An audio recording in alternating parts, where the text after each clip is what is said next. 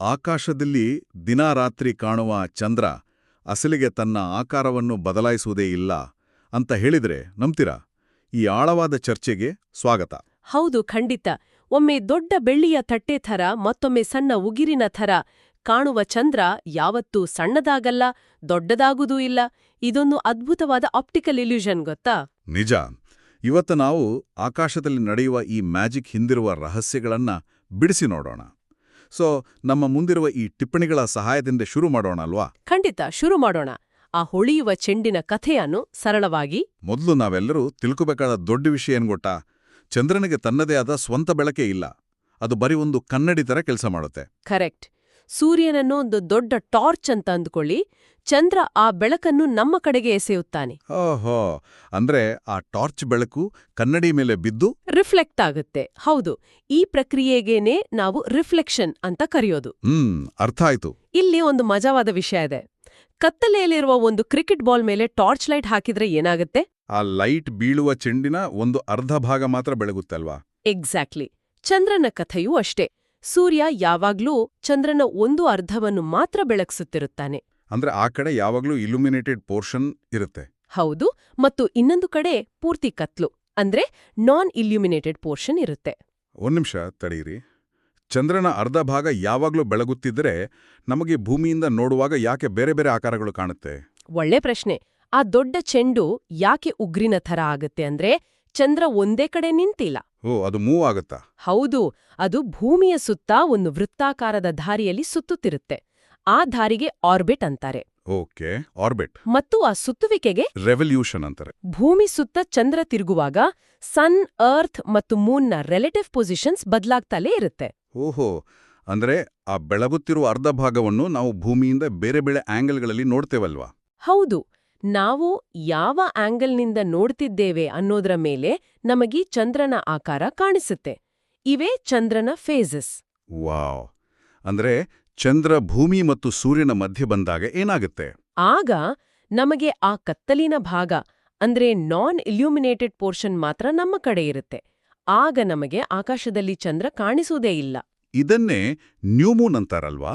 ನಮ್ಮ ದೀಪಾವಳಿ ಹಬ್ಬದ ದಿನ ಆಕಾಶ ಪೂರ್ತಿ ಕತ್ಲಿರ್ತಲ್ಲ, ಅದೇ ದಿನ? ಖಂಡಿತ. ಆಮೇಲೆ ಚಂದ್ರ ತನ್ನ ಆರ್ಬಿಟ್ನಲ್ಲಿ ಸ್ವಲ್ಪ ಮುಂದೆ ಹೋದಾಗ ನಮಗೆ ಆ ಬೆಳಕಿನ ಭಾಗದ ಒಂದು ಸಣ್ಣ ತುದಿ ಮಾತ್ರ ಕಾಣುತ್ತೆ. ಅದೇ ಕ್ರೆಸೆಂಟ್. ಅಂದ್ರೆ ಆ ಬೆರಳಿನ ಉಗುರಿನ ಆಕಾರ? ಹೌದು. ಚಂದ್ರ ಇನ್ನಷ್ಟು ಮುಂದೆ ಹೋದಾಗ ನಮಗೆ ಆ ಬೆಳಕಿನ ಭಾಗದ ಅರ್ಧ ಕಾಣಿಸುತ್ತೆ. ಅದೇ ಹಾಫ್ ಮೂನ್. ಲೈಕ್ ಇಂಗ್ಲಿಷ್ನ ಡಿ ಆಕಾರ? ಕರೆಕ್ಟ್.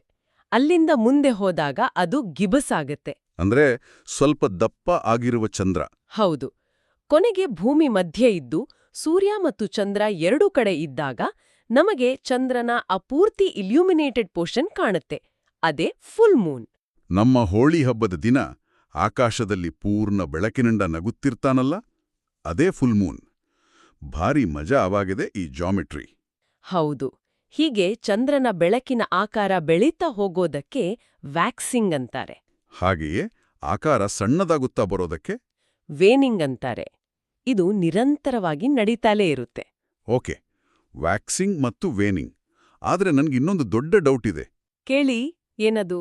ದಿನಾ ರಾತ್ರಿ ಚಂದ್ರ ಹುಟ್ಟುವ ಸಮಯ ಯಾಕೆ ಒಂದೇ ಇರಲ್ಲ? ನಿನ್ನೆ ರಾತ್ರಿ 8 ಗಂಟೆಗೆ ಕಂಡ್ರೆ ಇವತ್ತು 8:50ಕ್ಕೆ ಕಾಣುತ್ತಾನೆ. ಅಂದ್ರೆ ಪ್ರತಿದಿನ ಮೂನ್ ರೈಸ್ ಸುಮಾರು 50 ನಿಮಿಷ ಯಾಕೆ ಲೇಟ್ ಆಗುತ್ತೆ ಅಂತನಾ? ಹೌದು. ಇದನ್ನ ಅರ್ಥ ಮಾಡ್ಕೊಳ್ಳೋಕೆ ಒಂದು ಓಟದ ರೇಸ್ ನೆನಪಿಸ್ಕೊಳ್ಳಿ. ಭೂಮಿ ತನ್ನ ಸುತ್ತ ತಾನೇ ತಿರುಗುವುದನ್ನ ರೊಟೇಷನ್ ಅಂತಾರೆ.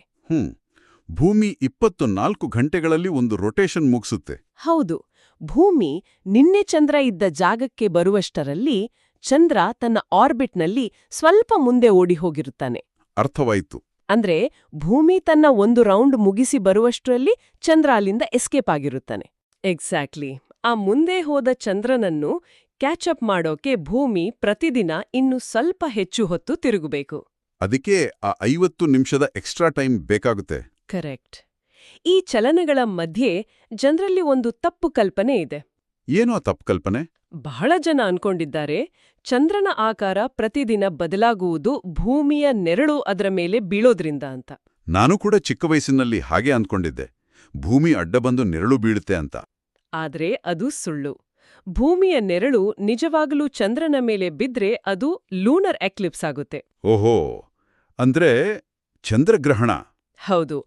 ಆದ್ರೆ ನಾವು ಪ್ರತಿದಿನ ನೋಡುವ ಫೇಸಸ್ಗೆ ಕಾರಣ ಕೇವಲ ಚಂದ್ರನ ಆರ್ಬಿಟ್ ಮತ್ತು ನಾವು ಆ ಬೆಳಕನ್ನು ನೋಡುವ ಆಂಗಲ್ ಅಷ್ಟೇ. ಹಾಗಾದ್ರೆ ಸೂರ್ಯನ ಬೆಳಕು, ಚಂದ್ರನ ರಿಫ್ಲೆಕ್ಷನ್ ಮತ್ತು ಭೂಮಿಯ ಸುತ್ತ ನಡೆಯುವ ರೆವಲ್ಯೂಷನ್ ಇವೆಲ್ಲವೂ ಸೇರಿ ಆಕಾಶದಲ್ಲಿ ಇಷ್ಟು ಸುಂದರವಾದ ಬೆಳಕಿನ ಆಟ ಆಡ್ತವೆ. ಖಂಡಿತ. ಚಂದ್ರ ನಮ್ಗೆ ಬರೀ ಬೆಳಕು ಕೊಡೋದು ಮಾತ್ರ ಅಲ್ಲ, ಸಮಯ ಲೆಕ್ಕ ಹಾಕೋಕ್ಕೂ ಸಹಾಯ ಮಾಡುತ್ತಾನಲ್ವಾ? ಹೌದು. ಇಂಗ್ಲಿಷ್ನ ಮಂತ್ ಎಂಬ ಪದನೇ ಮೂನಿಂದ ಬಂದಿರೋದು ಗೊತ್ತಾ? ವಾವ್, ಹೌದಾ? ಹೌದು. ನಮ್ಮ ಹಿರಿಯರು ಈ ವ್ಯಾಕ್ಸಿಂಗ್ ಮತ್ತು ವೇನಿಂಗ್ ಆಕಾರಗಳನ್ನು ನೋಡಿಯೇ ಮಳೆಗಾಲ, ಚಳಿಗಾಲ ಮತ್ತು ಹಬ್ಬಗಳ ಸಮಯವನ್ನು ಲೆಕ್ಕ ಹಾಕುತ್ತಿದ್ದರು. ನಿಜಕ್ಕೂ ಆಕಾಶದಲ್ಲಿ ನಡೆಯುವ ಈ ಗಣಿತ ಅದ್ಭುತವಾಗಿದೆ. ಸೂರ್ಯನಿಂದ ಚಂದ್ರನ ಒಂದು ಮುಖ ಮಾತ್ರ ಯಾವಾಗ್ಲೂ ಬೆಳಗುತ್ತಿರುತ್ತದೆ ಅಲ್ವಾ? ಹೌದು. ಮತ್ತು ಆ ಬೆಳಕಿನ ಮುಖವನ್ನು ಮಾತ್ರ ನಾವು ನೋಡಿ ಖುಷಿ ಪಡುತ್ತೇವೆ. ಹಾಗಾದರೆ ಒಂದು ರೋಚಕವಾದ ಪ್ರಶ್ನೆ. ನಮಗೆ ಭೂಮಿಯಿಂದ ಎಂದಿಗೂ ಕಾಣಿಸದ ಆ ಚಂದ್ರನ ಕತ್ತಲಿನ ಭಾಗ, ಅಂದ್ರೆ ಆ ಡಾರ್ಕ್ ಸೈಡ್, ಹತ್ರದಿಂದ ಹೇಗಿರಬಹುದು? ಅದರ ಬಗ್ಗೆ ಯೋಚಿಸುತ್ತೀರಿ?